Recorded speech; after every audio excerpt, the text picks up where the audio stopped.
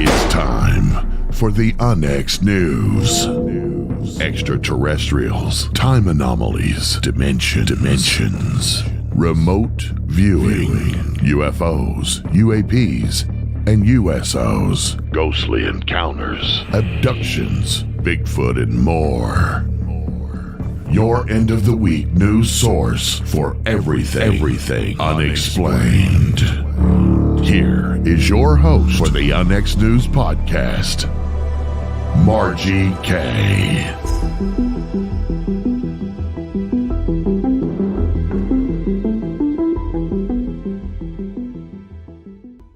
It's a classic edition of the Onyx News Radio Show with Margie K. Directly from the Onyx News Radio archives. This show may contain date-specific references and information. Enjoy the program.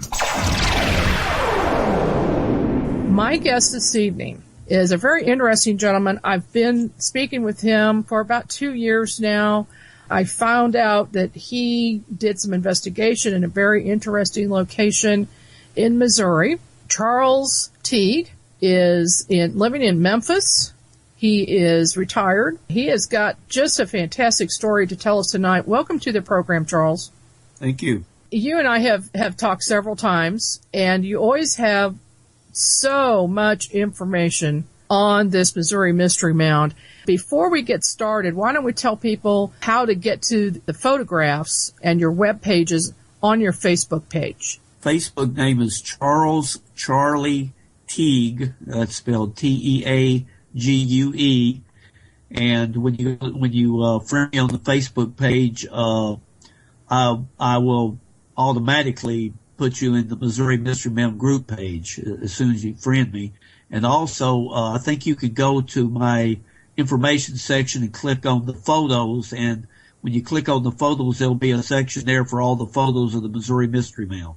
Folks, if you just Google Missouri Mystery Mound, there are a lot of websites that are already talking about this. And some of them have had interviews with Charles Teague and some photos. So if you just do that, you're going to find a lot of information there that way as well. So, Charlie, tell me about how you got involved in this.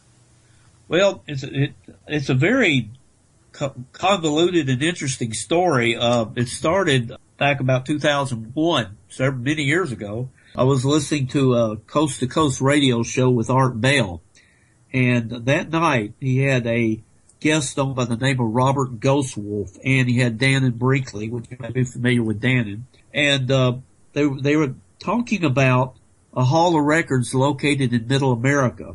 And Robert Ghostwolf was an Indian shaman who had been given the information to find this hall of records in Middle America, and he had went to it. Him and Dannon Brinkley had went down in a shaft under a mountain and had seen an underground city with artifacts and statues and treasures and everything, and he was telling the story of all the wonderful things that they had seen in this underground city, in this hall of records. And he wouldn't tell Art Bell any more information about it other than it was somewhere in Middle America. And I listened to the whole show, and I was just totally blown away. I said, oh, my goodness, a hall of records located in America, in Middle America? I said, I have got to find this place.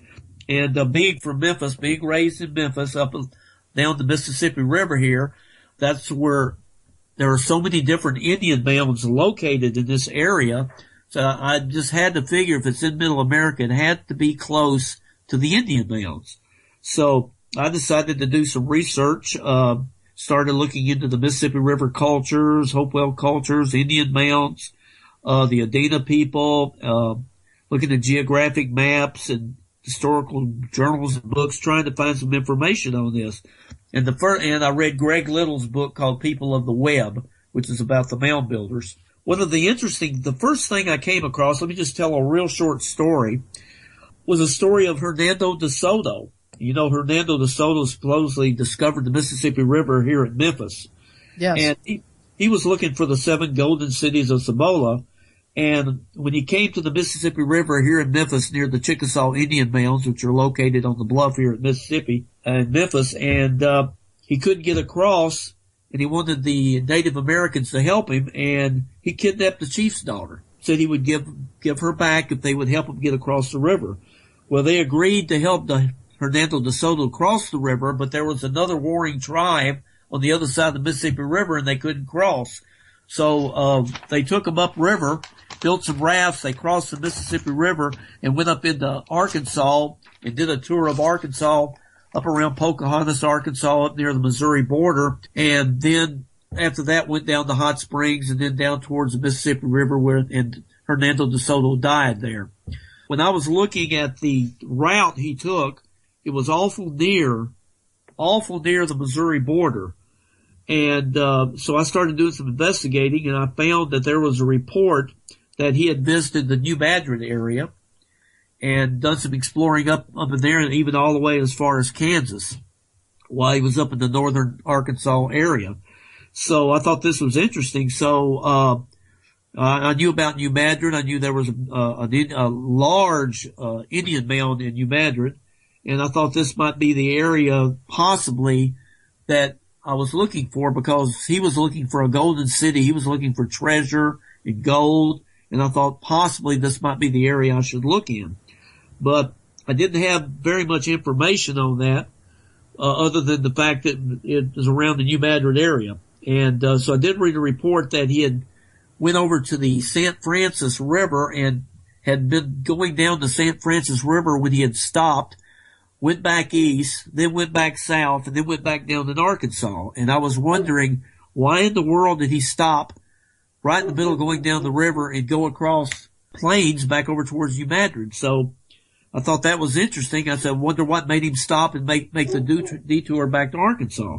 So I was thinking that must be the area I'm looking for. But I really didn't have any information other than maybe southeast Missouri. So what I did, one of my hobbies is reverse speech analysis.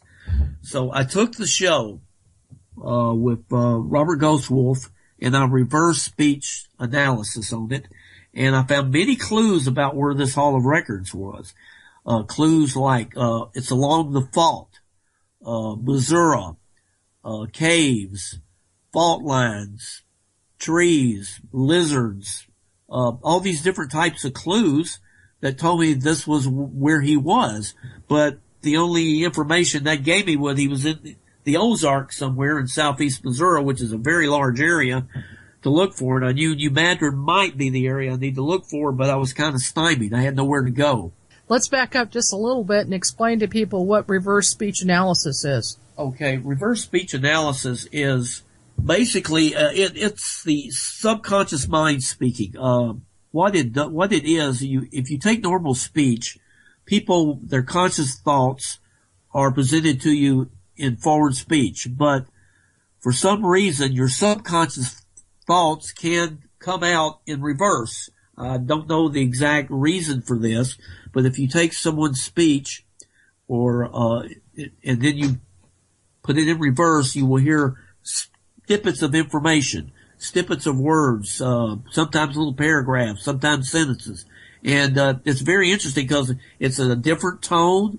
It's about 75% faster than forward speech. It has a very high pitch. It's very hard to understand. So you pretty much have to take a course in reverse speech to understand it. So I took several courses under David John Oates in reverse speech analysis, so I knew how to use it. So I got all these clues for doing the reverse speech, and I said, well, this is great.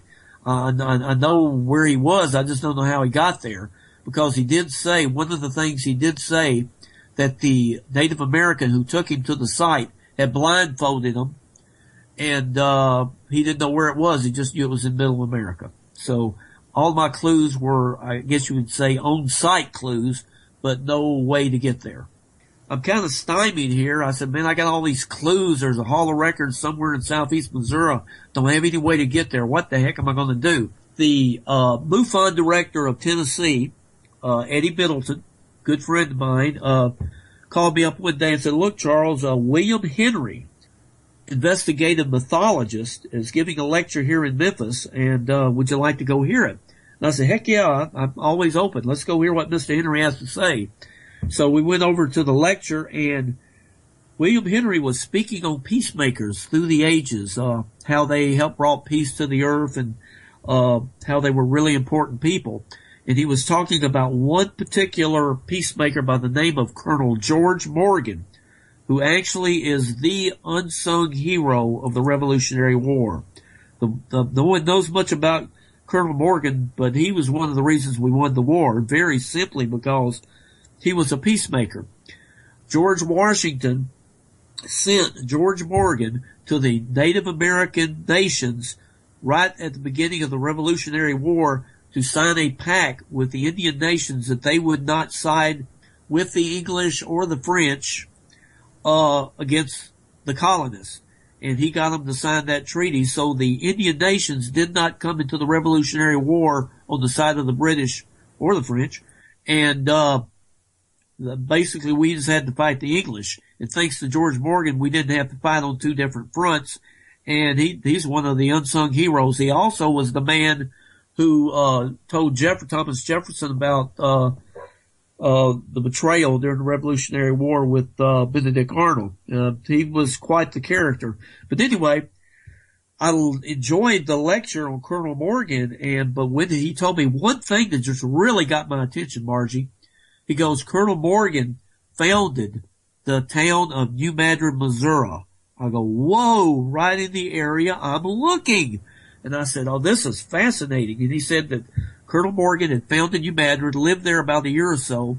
He went back to Princeton, New Jersey, built an estate where the president of Princeton University's house is now, and lived on that estate until he formed his own estate called Organza, and lived like a millionaire the rest of his life.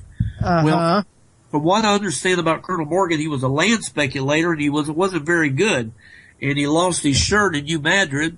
And he came back, and he was a millionaire when he came back from New Madrid after losing his shirt in New Madrid. And I'm going, where did this wealth come from? Where did all the money come from? I said, the man had no money. And the Continental Congress didn't have any money to pay him. They were completely broke. So I said, where did he get his money? And I'm thinking, this man was a peacemaker of the Indian nations. They loved him. I'm believing that when he went to New Madrid, the Indians gave him the secret to the Hall of Records. He took his wealth back and lived like a millionaire the rest of his life. And I got, wow, this is awesome. I've got to find out about him. So I went and got a book on George Morgan. The name of the book, if anyone likes to read it, is called George Morgan, Colony Builder, founder of New Madrid, Missouri. And it's a fascinating book. I think that Robert Savelle wrote it.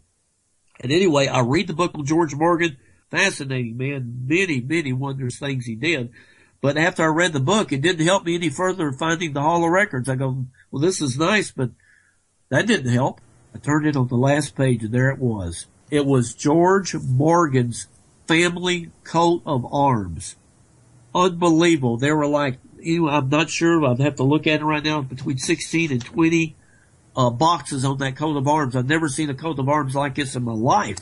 And I was looking at it. It had chevrons, it had griffins, it had all these stars, it had everything on it. And I'm looking at, wow, this is a fascinating coat of arms. But then suddenly, down in the left-hand corner, I noticed one of the boxes was not like any of the other boxes.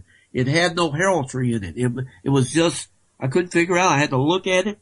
It had two little boxes in it, offset boxes with X's through them, in what looked like a grid. What looks like something like maybe a river or something running through it. And I go, what? Is that a grid map on his coat of arms? I said, holy mackerel. So I'm looking at it, and I said, these two squares, X marks the spot. He encoded into his family coat of arms the location of the Missouri Mystery Man. I was blown away. I said, oh my goodness. So I said, wow. I have to find this place. So what I did, took me a couple of weeks. I went over to the University of Memphis and went to their map department and started going through all the grid maps for Missouri, Southeast Missouri. Let me tell you, literally hundreds of them. And I started going through them and trying to match up the two little boxes with something on the map. I said, if he put boxes on the map with his coat of arms, it's got to be on the map too, because he did map that area for the United States. And I finally was looking through. I finally came across a map that had the two boxes just like on his coat of arms, tilted at 45 degrees with a river running right through it. I'm about thinking, I said, oh my God, I found it. So I'm all excited. I'm jumping up and down. I tell Linda, I found it. Look. She goes, you know wives. She goes, that's nice. I said, no, we've got to go up there. We've got to go up there. And, she goes, what? It was July, 100 degrees. We had a van with no air. So I grabbed her, my daughter, and my dog, big German Shepherd dog, Al, and we head up to the middle of the Ozark forest in the middle of July with no air conditioning. The van breaks down in 100-degree weather. We have to change the tire around on the side of the road. The dog's yapping. The daughter's complaining. It was a mess, but we finally got to the area where I thought it was. And we camped out in the cabin that night, and I was standing on the river. I remember that night standing on the San Francisco River, looking across the river at the forest going, somewhere over there in that forest is a hidden hall of records, and I'm going to find it. So the next day, we go over, and we tramp through the swamp. My daughter starts complaining after about 45 minutes to an hour. My brother gets, everybody's real hot and not feeling good. So after about 45 minutes, we give up tramping through the swamp and head back. And I said, well, I'll have to make it on another trip. So I don't want to make these trips sound too long. What happened, I planned the second trip, only this time I called Ron Pastore. Now, Ron Pastore is a very interesting archaeologist. I was finding the area when I came back, wanted to take another trip up there and grid it out and go through it. But I didn't want to kind of go up there by myself. I wanted somebody that had a little professional expertise since I'm a pure amateur. And I noticed in Ancient American magazine, the gentleman, like I mentioned, Ron Pastore, had done a grid map of ancient sites across America, how they were laid out in pentagrams all the way across America, and the ancient sites were located at the tips in the center of the pentagrams. And I noticed that one of the tips was right near where the Missouri Mystery Mound was. So I called up Ron Pastore and told him what I was looking for and what I was doing. And he goes, you're in luck. He said, this weekend I'm going to be up at the Monsequat Cherokee Indian Nation visiting with them, and if you would like to join me up there, we'll go over and look for the mound together. So me and my brother went up there and went to the village and met with the nation. We had a real nice talk. They did some Indian ceremonies, and they even went on the internet and downloaded a picture of the mound from one of the sky views. And so the next day, William Joseph, and I think me and Ron and a couple other men went over to the area where we thought the mound was, the same place pretty much where me and my wife and daughter went. And we went bouncing through the swamp up and down. We found some Indian, I thought were Indian graves. Ron also agreed. He thought they were, and so did one of the Cherokee. And we were there, talking it over when, believe it or not, this was kind of strange. Two men in a big white truck pull up in fatigues. Ron had his camera, and Ron said, I'm filming this. So he was taking a film of it. They were kind of giving us kind of a weird look, and I walk up to the truck, and I said, can I help you guys? And they go, what exactly are y'all doing? I said, well, it's a national forest, and we're out here just exploring and walking around, looking at everything. And I said, is everything okay? They said, yeah, everything's okay. We just wanted to know what you guys were doing back here in the woods. And my first question to myself is how they even know we were there. We were back in the swamps. And I kind of glanced between the two gentlemen in fatigues. I noticed they had guns, big long shotguns and everything in between them. And I kind of said, are you guys hunting? They said, yeah, we're doing a little hunting. And after they had left, Ron looked at me and said, this is not even hunting season either. They're not doing hunting. So they were just checking on to see who we were and what we were doing. And I said, this is a national forest. I mean, it kind of freaked us out. And Ron was all upset. He wanted to get their phone numbers so he could call their supervisors and complain. I told him, no. I said, we'll go. Everything's fine. So we went back to exploring, and we didn't find anything on that trip other than a few Indian graves, but it could kind of freak us out a little bit. So we ended that trip, and with the next trip up, we met with the Monsequat Cherokee tribe again. And Joseph and Blue Otter and a few of the other Cherokee went with us for a third trip over there. And we went to a different mound because the last hill was not the one we were looking for. This was a little south of the actual Missouri Mystery Mound. And boy, this is so strange, Margie. You will not believe this. We had just stopped our van. We'd got down the van. We were getting ready to march across the field to where the hill was. And two truckloads of men, front and back, crammed in, came driving up the road and stopped right beside. There must have been 20 guys in the two pickup trucks, and they had guns and rifles, and oh my God, we couldn't believe it. We didn't know what was going on. They said, we want to know what you guys are doing here. Whoa. And I go, well, this is the Mark Twain National Forest. It is, a forest. It is National Forest. And they said, yeah, but we don't like strangers back in here. And we go, and I said, look, I said, these are scouts. This is the Cherokee tribe that lives here in the forest. And we're out here doing some hiking and looking for rocks and maybe a few, stones and stuff. And that's all we're doing here. And they go, okay, we just want to make sure you guys are okay. And they drove off, and we go, what in the world? And Blue Otter, who lives there in the forest, he goes, somebody got some marijuana plants. Somebody got some illegal drug activity going on back here somewhere, because see, that's the only reason I can think of they would come out and bother us. But anyway, that was just... That sounds very dangerous. That's why I warned people about this. This is not a safe area. The next trip up, we took another trip up. This time it was just my brother, my friend Larry, Al the dog. I call him Al the dog because he was awesome. Big German Shepherd, unbelievable. So this time we went to a different hill. Actually, the hill we went to this time was the one that Ron Pastore pointed out to us and said, the next time you come up, you need to check this one over here. This looks big enough to actually be the hill you're looking for. So the next trip up, there were just three of us and the dog. We go up the top of this hill, about 400 feet high. We actually found the Missouri Mystery Mound.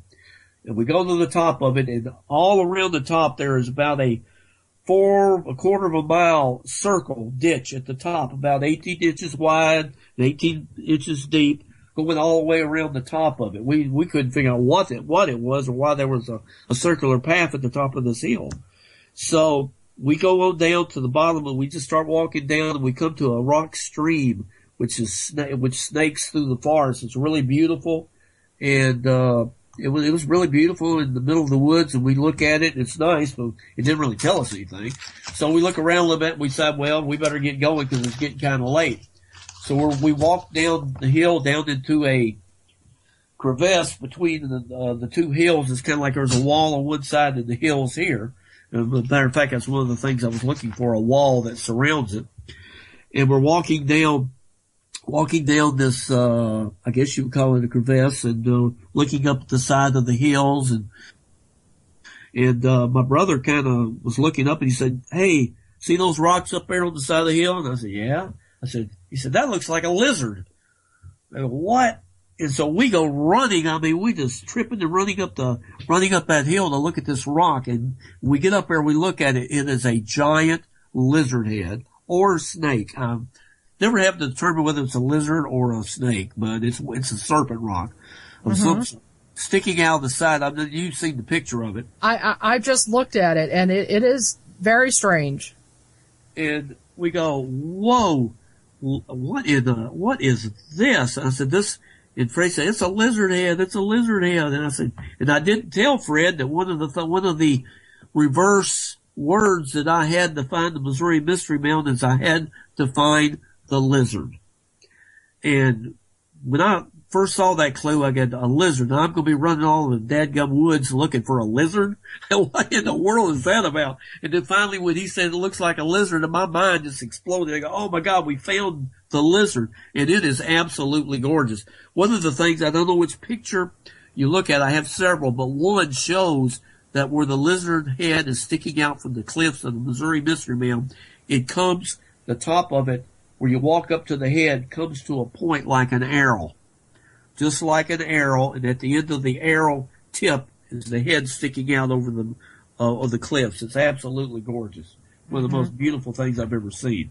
But anyway, we're all excited now. We found that, so that was the end of that trip. And we made another trip. Only the next time up, we went and got the whole Montsequat Cherokee Nation almost to go with. We got like 20 people.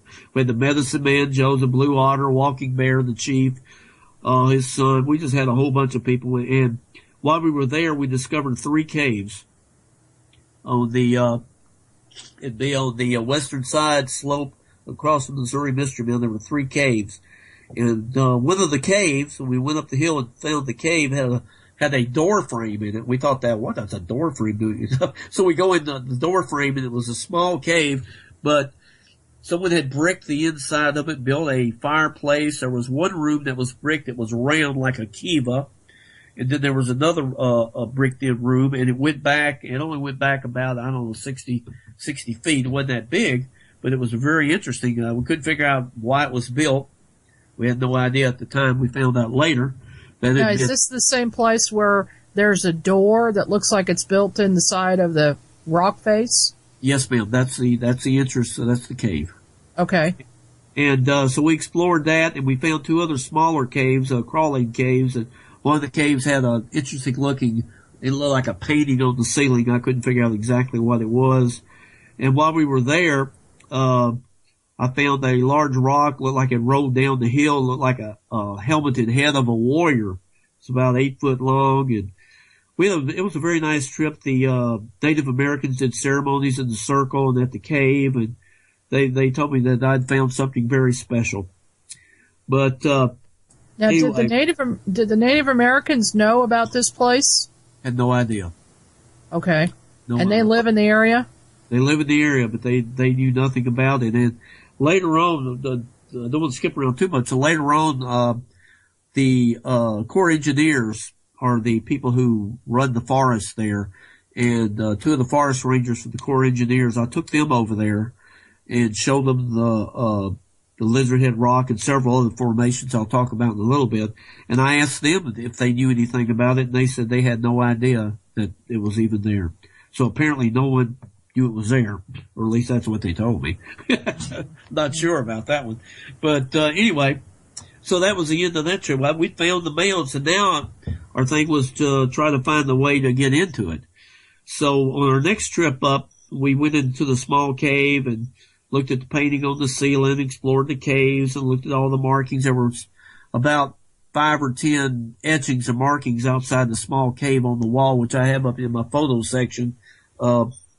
One was a bird, one was an owl. There was a couple of interesting, looks like ancient language markers. There was just, the one was a dove. There was all kinds of markings on the outside of the small cave. So we wasn't quite sure what that was about. We thought maybe the Native Americans had made it.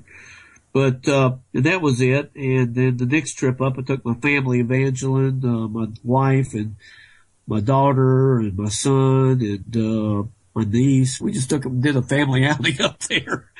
And we, just explored and had a good time. What I started doing after this, I started going and looking at the aerial view of the Missouri Mystery Mound from the air, from the website that had aerial views. It was a Microsoft program, Microsoft map program, where you could go look at different areas. So I had found out through the Indian Nation where it was. So I started looking. This is fast. I started looking at the mound, Margie, from the air. Then I was looking at it and I said, "What is it about this mound that's just driving me nuts?" I couldn't figure it out. I kept looking at it. What is it about the mound? And I'm sitting and looking and go, "Wait a minute, that kind of looks like an animal face from the air." I said, almost like, and I looked at it, but it was not centered. It was like off-centered, like it was 2 faces together. So I started looking at one half of the face, then I started looking at the other half of the face, and I said, lo and behold, half of the mound from the air looks like a lion face. The other half looks like some sort of apish alien-looking face. And I'm going, don't tell me this is similar to the face on Mars, that it's a half lion, half alien face on Earth, just like the face on Mars. I go, oh my God. So I said, what we have here is a zoanthropomorphic representation of a half lion, half ape. So what I did is I took the picture to a photo studio, had them split, and had them recombined into two images showing both faces. And I have them up on my, I may have sent you a picture of it, I'm not sure. I have it. I'm looking at it right now, and it is strange looking. It's like the lion is just so plain, the lion. The alien monkey-looking other faces, I mean, both of them, it's very strange. But see, this is a 1/4 mile long, it's a 1/4 mile wide, and it's between 400 and 500 feet high. So this is an enormous, enormous hill that apparently sometime in the ancient past had been carved into two faces, a zoanthropomorphic representation of an alien creature and a lion, just like the face on Mars. I go, this is just too, it's strange. Because, Margie, think about it. I tell people this all the time. If you go to the Ozarks, there are 500,000 hills, Margie, in the Ozarks. They're everywhere. A lot. And you look at every one of those hills from the air, you're not going to see anything. You're going to see a hill. But this one particular place that I was led to, when you look at it from the air, it's almost a face on Mars. Now, the odds of that is like what? I don't know. 10 to 1. I don't know, but it's pretty astronomical. Just to think about. You just don't hear about this sort of thing every day. It's very strange. I made another trip up, and this time we invited a MUFON, St. Louis MUFON lady by the name of Dr. Joanne Scarpellini. Are you familiar with her? I know who she is, yes. Okay, she went, Dr. Joanne Scarpellini went with us up to the Mound. We took her to the different grave sites. We also took her to what we discovered in the woods. My son discovered a concrete 5 by 5 foot block across from the Mound, about 100 feet back in the woods on the south side of the Missouri Mystery Mound, across the road in the woods. He found this 5 foot concrete block. So we, Dr. Scarpellini and us, we kind of looked underneath to see what we could see, and it went down. And it was like a few feet down, but we couldn't move the block, so we didn't do anything with it on that trip. But on the next trip, I brought a bunch of the kids with me, and we moved the block, and it was a shaft with rocks, a circled shaft with rocks outlining it going down. Went down about 8 feet, and it was stopped up with debris. And I put my boy Stephen on a rope. God, that was risky. Put him on the rope and lowered him down on the rope with something to punch a hole through the debris. My. Yeah, no, we were nuts. And he's down there poking. He was like 14, 15 at the time. So he's poking. He poked a hole through it. And then I brought him up and sent another boy down. He poked a hole and it just went right through. And it went on down. We shined the flashlight. We couldn't see the bottom. So we said, this is some sort of shaft. Can't be a well, first of all, because they're in the middle of the woods. There's no foundations of houses or anything being there. And there's streams and rivers and everything all around. So we figured some sort of mine shaft that went straight down in the ground, that probably went up under the mountain where the Hall of Records is, which is under this mountain. So on the next trip, we decided, we came back, maybe we'd try to move it and maybe go down.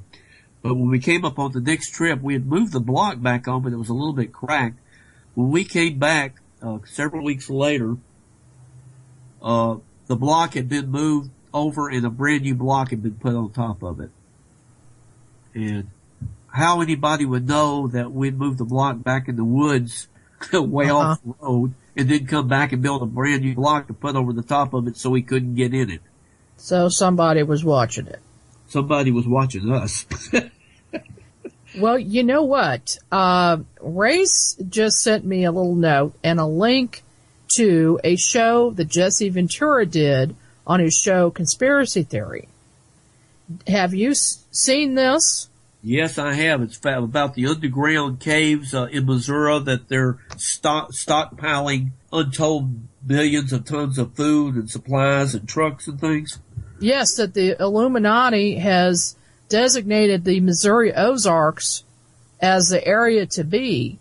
This Lisa LaRue and Ozarks Cherokee has said that there are secrets about this area that have been known for many generations, and that there are underground caves and tunnels and underground water.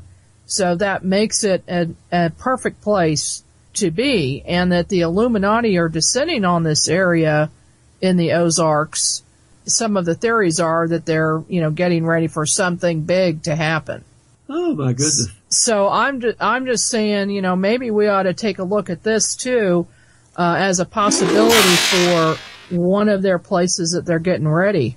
It might, but this place, what's interesting about this place, Margie, is, it's, of all the different places, the ancient sites that you hear about across America, no one ever found or talked about this place. I mean, there's never been any indication that anything was ever here. And I found it, I don't know how I found it, to be honest with you. Even today I go, how in the world did I find this place? I mean, the odds of me finding it are like 1,000,000 to 1. So I don't know how I found it, but I did. And, I know how to get into the Hall of Records. I know exactly where to go in, but if I went up there and tried to go in, I probably would not come out of the woods. And I'll tell that story in a few minutes. But the next, Let me tell you about another trip we made up. The next trip we made up there,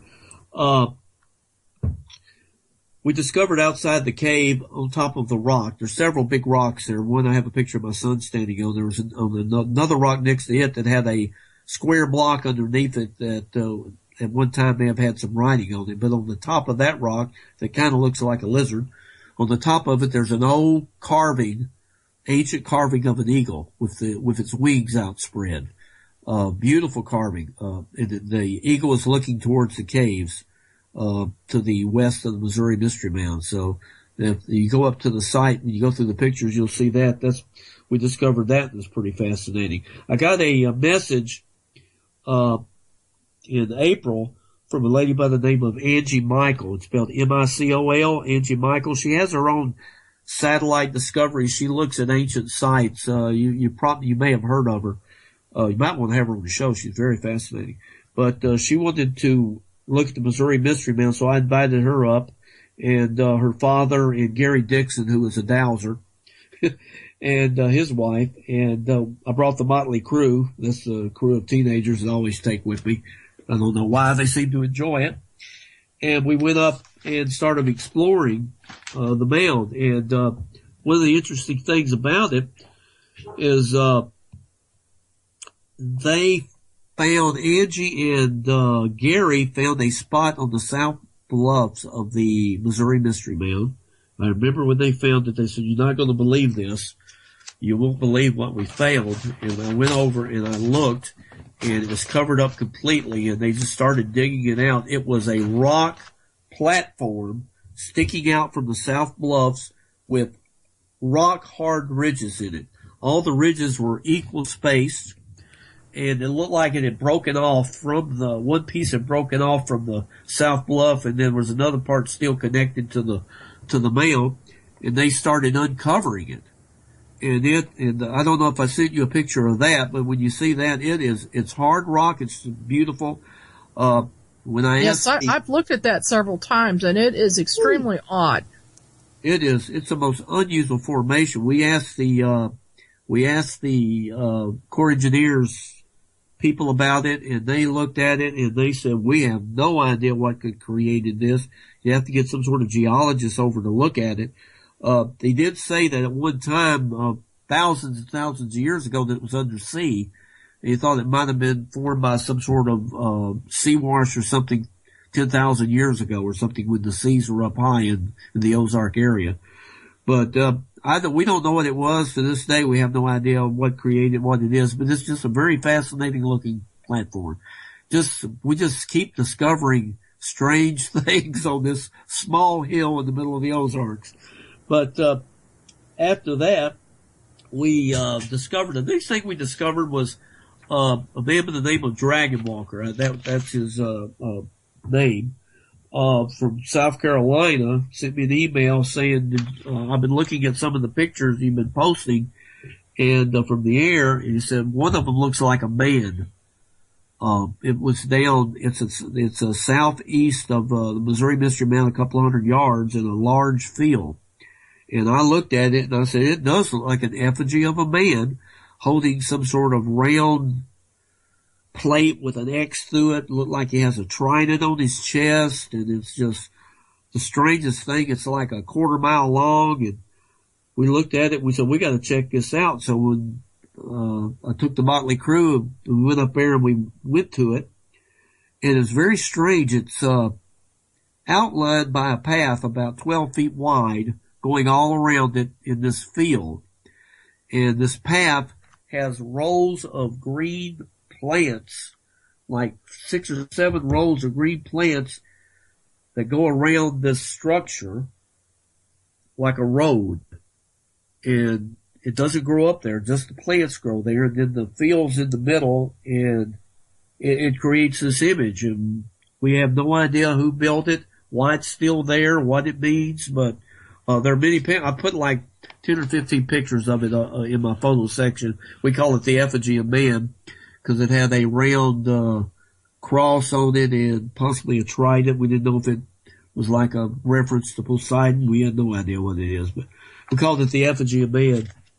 One other thing I'd like to mention, if anyone goes up to the site, Margie, if you have a question, jump in there. I tend to run on a lot. One other thing, that's very interesting, the coat of arms. Dragon Walker did an interpretation of the coat of arms. And then William Henry, are you familiar with William Henry, Margie? Oh, yes. Absolutely. Okay. William's a friend of mine, and William did a analysis of Dragon Walker's analysis of the coat of arms. It's a very fascinating read. I will have to put it up for everybody to read. And basically it tells the story of the coat of arms about the Morgans and the Tree of Peace, which he's a peacemaker, and how three people went on an adventure across America, connecting the heavens, the earth, and the underworld. And these 3 people went to the Tree of Peace, the axis of love is what Will calls it, and they met 2 people who were without a country, is what it said, without a land. And he believed they met 2 of the Native Americans. And the 5 of them joined up looking for the lamb, which is one of the pictures on the coat of arms, the golden fleece or the treasure of Atlantis, or he's not sure which one it was. And these 3 people were seeking this treasure, and the 5 of them formed a band, a brotherhood, perseverance, fierceness, and dauntless courage. And they went and they fulfilled their dream and went to the land of love, is what he says. And that's the story. One fell in water, and at the end of their travels, they were rewarded with a new world, a tower of peace and pure love. So, apparently, the coat of arms tells about this trip there with 3 other people and meeting up with the Native Americans and going to find the treasure and what they seeked. So, I was looking at the picture from the air of what we call the effigy of man, and of course, looking up at the Missouri Mystery Mound, which is right above it or west of it. I noticed another image, and I kind of looked at it and I said, oh my God, it's a gray alien image of a head of a gray alien with the shoulders, with a hand extended with 3 fingers pointing towards the Missouri Mystery Mound. And then I looked over at I said, well, what is it pointing at? So I look over at the Missouri Mystery Mound, and there is a 5-pointed star on the Missouri Mystery Mound. And I said, okay, I have a gray alien pointing at a 5-pointed star on the Missouri Mystery Mound. I look at the fingers, the 3 fingers of the alien, and the 3 fingers are in the shape of a bird. So I guess his fingers are like a bird, and he's pointing towards the star like we're flying towards the 5-pointed star, which basically says to me this is an ET presence. I'm pointing to we're from the stars. We fly to the stars. and we're pointing at the Missouri Mystery Mound. And I'm going, there's an ET presence inside the Missouri Mystery Mound. How wild is this? So I backed the picture up a little bit. I can't give you, and I will give you after the show, the coordinates, Margie K, if you want to give it to people where they can go look at these images themselves. Okay. And this is on Google Earth, right? Right. No, it's on Microsoft Maps. Microsoft Maps, okay. These images were taken probably 50, 60 years ago when the area was clear cut. There was no trees. The whole area had been clear cut or burned down. That's why you can see these images. Now, what you see are forests in green. You can still see most of the image kind of outlines, but now it's forests. When these pictures were taken, there was nothing there but the hills, which is wow. Okay. Yeah, that's the only reason you can see those images. They've got those old images up there for somebody to see. Me. That was from the 60s? I have no idea when these were taken, but it was when the area was clear cut. It must have been many, many years ago. Maybe after that area, they sprayed DDT out there. The conservation department did, supposedly in an effort to kill off all the deciduous trees so that just the pines would grow. Ah. Now this is coming from a person who lived right next to that forest. Wow. At that time period, that was the story. But now I wonder. They wanted to see all the images from the air. That's what I'm thinking. Unbelievable. But here's the interesting thing about it. When I looked at the star, when I expanded back up in the air just a little bit, I noticed that the star, now get this, Margie, that the alien was pointing at is in the middle of a fish. I go, okay, he's pointing to a star in the middle of the fish. What does a fish represent in astronomical terms? Pisces. Pisces. So it told me that this, well, thank you. I think that was it.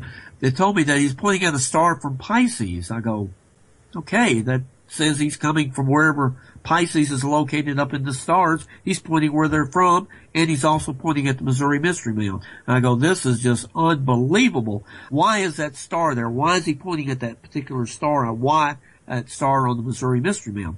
So we go up. I said, we're going to find that. We go to that exact area to look for something that might have been there, would give us an indication. What was that? Was that an entrance? Was that a cave? So we go up there and we go, there's people living in the forest. So about a mile or so up the road from the mound, we go to this, houses, some people there. So I stop. Since I'm in the Ozarks, I honk my horn, I wait, I get out and stand there for a minute so they can see who I am, and then slowly walk up to the house. You just don't walk up to people's houses in the middle of the forest if you're smart. So I walk up to the house and I talk to the gentleman there who lived there all his life, and I ask him about, was there any caves down there on that road about a quarter mile by that hill? Was there any caves or anything here? He said, yes, there is. As a matter of fact, he says, we used to crawl in there when we were kids. It goes up under that hill down there. And I said, did you go all the way to the end? He said, no, we never went all the way to the end. We were kind of scared. It kind of forked off inside, and we used to play in there as kids. And I said, could you show me where the entrance is? And the gentleman says, I'd be more than happy to show you where the entrance is, but the Corps of Engineers just plowed over it and built a road there about 6 months ago. Really? Thank you for building a road right over an entrance under the mountain. So, in other words, they had tore that area out where that entrance was and paved over it with a road.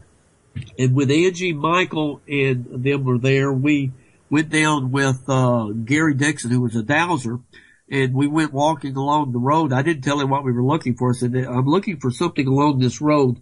Would you douse for me? So we walked down the road, and he dowsed, and right at the spot where that entrance was, he doused it right there. He said, there's something right here, something underneath this road. And the douse went down.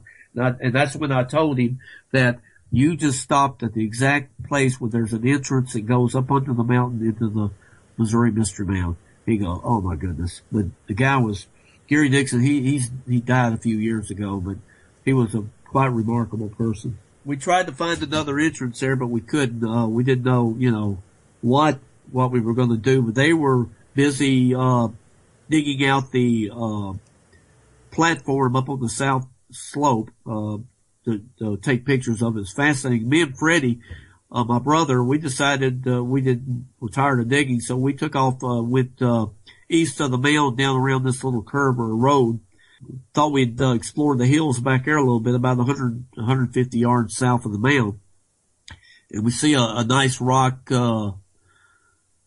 wall up on the hill, so we climb up there and start looking around. We're right underneath it, and I get my camera. I said, Freddie, there's something about this. It's really weird. I don't know what it is, but I'm going to take some pictures. I took about 25, 30 pictures of it. Didn't have any idea what I was taking a picture of, Margie. I was just taking pictures. It was just something about it. You're just using your intuition.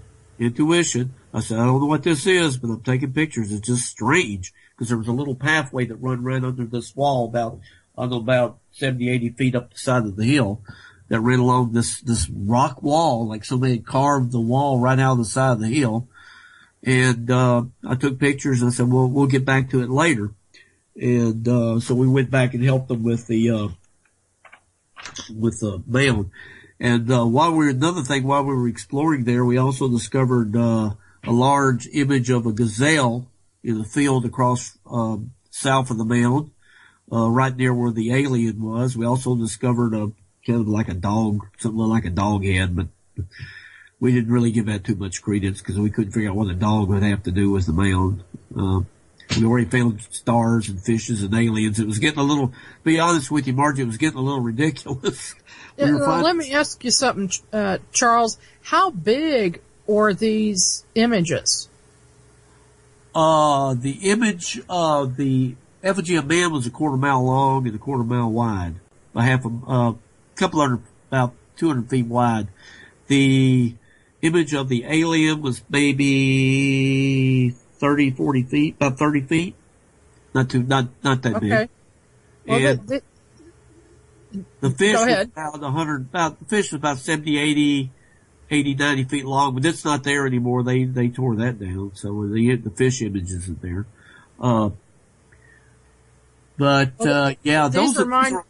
These remind me of the Nazca lines. Right. These were just unbelievable images, but they weren't the which we'll get into in a little bit. They weren't what I call the gigantic terraform hill valley images. That's the, others, that we'll get into in a few minutes. The owl, the dragons, and all the other things that drive me crazy.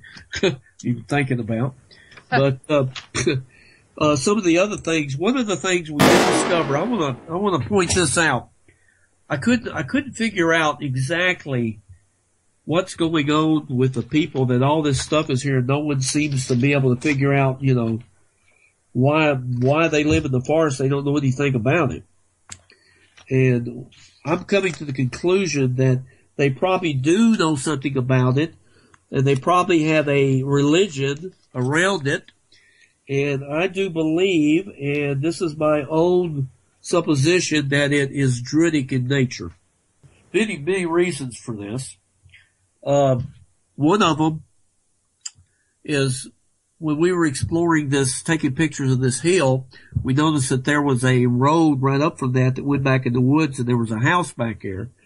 And on one of our trips, I think it was maybe the next trip or so, we decided to go back there and see if anybody lived there, We just walked back there and, talked to the people, because I had looked at some more aerial images, and in that, it's a little valley, and in that valley, Marge K., in that valley on the side of the slope is a giant head of a horse image, kind of like an Epona image of, now, when you say giant, how big are we talking there? 600 feet across. That's giant. And right at the temple of the horse head, all these images are up for people to see, and they'll be blown away. Right at the temple of the horse head is a circle. And as I call it, the circle, the temple of the horse. Playing words there, the temple of the horse. So Freddie and I went up to that temple of the horse, and it was a perfectly round area, that had been cleared out. Apparently a few years ago, a few bushes and things had grown up in a perfectly round area in the temple of the horse head. And, I started doing some research on Epona and Druidic, practices, and they have a lot to do with horses. And, that was one of the images that's very astounding. And as we went the other way, I'm going to go ahead and talk about when I said the Druidic influence. I'm going to tell you one of the things that really keyed it in for me. If you go west of the Missouri Mystery Mound about 200 or 300 yards, there's a road. And we walked down that road to the end, to see what was down there. Because when I looked at this road from the air, on the, images from the air, it was a perfect snake. The road was a snake. Absolutely, without a doubt, beautiful image of a snake. And at the end of the snake, a forked tongue comes out of the snake. And the forked tongue splits and goes in two paths. One path circles around a large round area that looks like an egg. It's almost like the snake was staring at the egg. And the other path leads down into a grove of trees that are surrounded by a hill with a grove of trees. And from the air, the hills that surround the grove look like two snakes. So I have this image of a road of a beautiful serpent, called the Serpent Road, with a forked tongue that goes out, surrounds an egg, and goes on down into a grove of trees. And to me, it looks like a ritualistic path for some sort of ceremonies.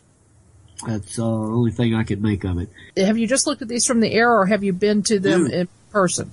I walked down the road all the way to I walked it, and looked as we went, walked down into the grove, looked at the trees surrounding the grove, looked at the cleared out area where we believe was possibly an egg. And I walked and looked at the whole entire thing. Of everything that's on there, I've walked it and looked at it. I've been up to the mound like 20 times, so I've walked. Now, are these made out of rock or dirt or what? The snake is a road.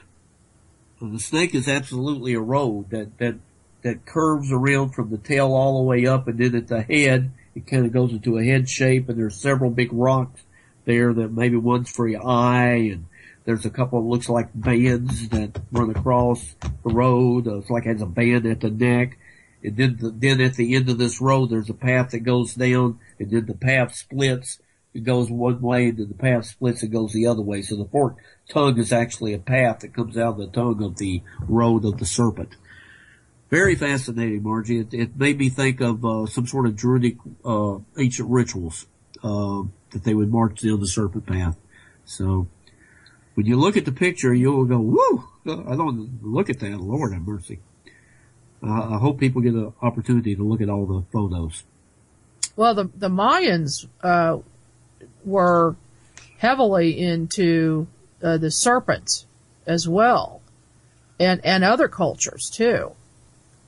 And we know the mound builders were up in this area. Have you, do you think that it might possibly be a Mayan civilization? Here's what after all these years, here's the conclusion I've come to. I think that this site is ancient beyond words.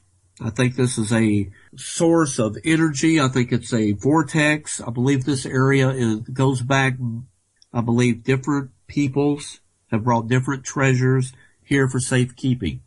The Mayans, possibly, maybe even the Aztecs, Incas, the Native Americans, whoever came before them. I think this was a universal hall of records. I believe this is one of the hall of records. This is the one that's in the middle of the turtle, I guess you would call it, the middle of America. This is one of the hidden halls of records. And it's protected. It's got an energy that protects it, keeps it underground, and there's no information hardly ever gets out about this place. I have personally tried, Margie, to interest many different archaeological groups and agencies to come explore the mound. Not a single one has shown one lick of interest in coming over and exploring this place. Not one. That's unbelievable. Not one. And I tell them what's there. They go, "Oh, that's nice." And I don't know if they don't believe me or what, but no one wants to come. I tried, but that's very strange. There's just so many strange things on this hill. There is a on the top of the mound that has the circle that runs around almost a quarter of a mile around the top of the mound. There's a tree. We have a picture of it, and on this tree is a face. The face has blue eyes. Don't tell me where the blue eye. I have no idea where the blue eyes came from. And it's an image, a half image of an alien and a half image of a lion. It's the same exact image almost that the mound is. And we've looked at it. The picture's probably on the site there. You will see it. It's in the photo section. It's on the top of the hill. It's almost like the hill itself created a image through a tree. I don't understand, but there it is. You will see the picture, and you can judge for yourself when you see it. Oh my goodness! Now I want to get to one other thing now, and let's get into this. We've had some strain. I haven't talked about the terraformed images, which I will get into, but I want to talk about the wall. What I call the wall. Oh yes, absolutely. I've seen that. That is weird. Now, the wall is the one that Freddie and I, my brother and I, went and took pictures of and didn't think anything about it.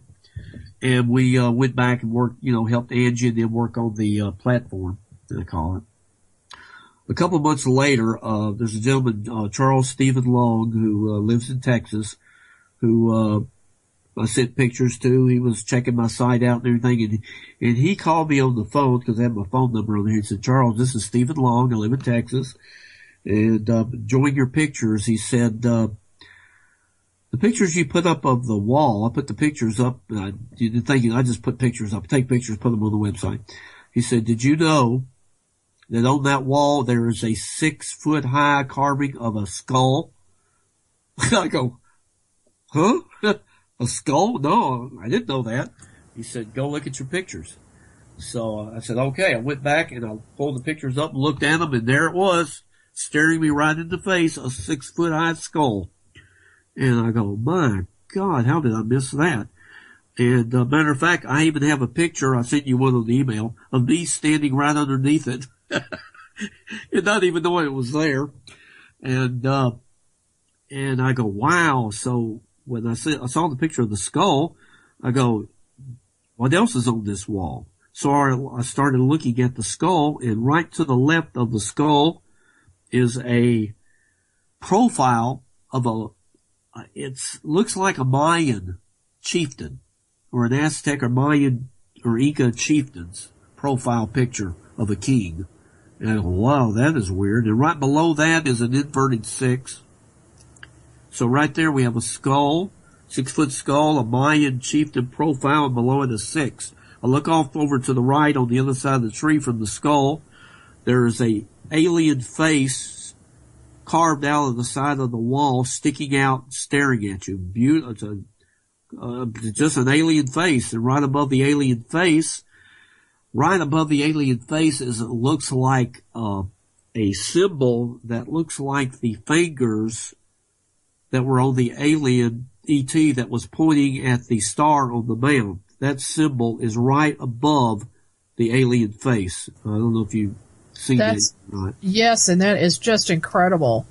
I mean, the fact that they're in two places is amazing. I know, and I go, oh my God. And then I looked off to the right, and over to the right there's a gray alien head at a 45-degree angle, about 3-4 feet from the alien head to the right of it. And then right above that, I don't want to go too fast, but right above that there is a carving, a bas-relief carving of an ancient god on the wall with some sort of hat on and a snake around his waist with a skull, and looks like he has a feather in his hat and some sort of ancient god carving up on the wall. And I go, well, that's interesting. And I find all these different images, and I go down to the, I guess you would call it the northern end of the wall, and I'm standing here looking at that, and I'm looking up on the moss-covered wall, and I see an image, and I go, my goodness, there's the planet Saturn. I go, what is the planet Saturn doing on this stone wall in the middle of the woods? So I'm looking at that, and I said, maybe it's not Saturn. I look at it, I said, yes, that's Saturn. Saturn, of course, is named, it's a planet that's the planet of lead, and which is kind of coincidental since that area of the Ozarks used to have one of the largest deposits of lead ores in the world. Yes. And so the planet Saturn is the planet of lead, the planet of Satan, I guess. I don't know what you want to call it. But there was the planet Saturn there on the wall. And then down right below that where I was standing, I looked over and I see the Eye of Horus. There on the wall, there's a carving of the eye of Isis, of Horus, of I don't know, Osiris, whichever eye you want to call it. A lot of people call it the Eye of Horus. Thanks so much. I appreciate it. Had a great time. And thank you to our listeners. This is Onyx News Radio. I'm your host, Margie Kay. Visit my website at margiekay.com. That's margiekay.com. We'll see you next time.